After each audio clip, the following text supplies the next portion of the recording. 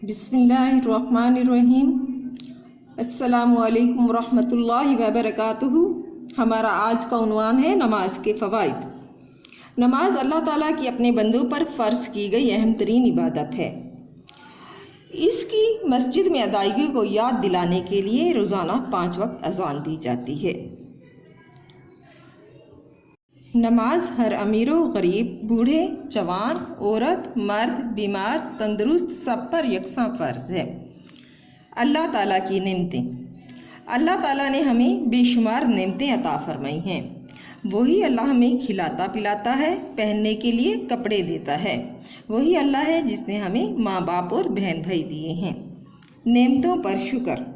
नमाज अल्लाह ताला की नेमतों पर शुक्र अदा करने का एक आसान तरीका है, क्योंकि नमाज में हमारा जिस्म अल्लाह ताला की इबादत में मशगूल होता है। नमाज के फ़ायदे। नमाज पढ़ने के हमारे बेशुमार फ़ायदे हैं। कुछ फ़वाइद हमारे दीनी हैं और कुछ हमारे दुनियावी फ़वाइद हैं। नमाज के दीनी फ़ायदे। नमाज गुनाहों से बचाती है। नमाज पढ़ने वाले से अल्लाह ताला राज़ी होते हैं।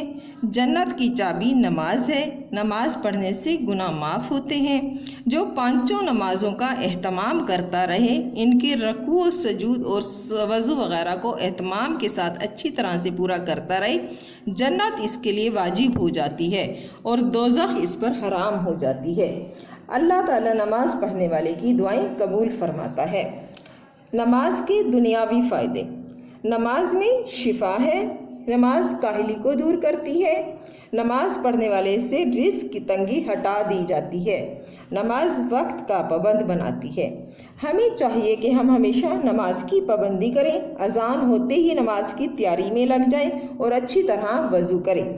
बच्चे अपने बड़ों के साथ मस्जिद जाकर जमात के साथ नमाज पढ़ें। बच्चियां घर में नमाज पढ़ें, इनको इसी में ज़्यादा सवाब मिलेगा। एक हदीस में है कि औरतों को जमात से नमाज पढ़ने के बजाय अकेले नमाज पढ़ने में 25 दर्जा सवाब ज़्यादा मिलता है। हमारा आज का उन्वान यहीं तक था। अल्लाह ताला हमें 5 वक्त का नमाजी बनाए और पाबंदी से नमाज अदा करने की तौफीक अता फरमाए। अल्लाह हाफिज़।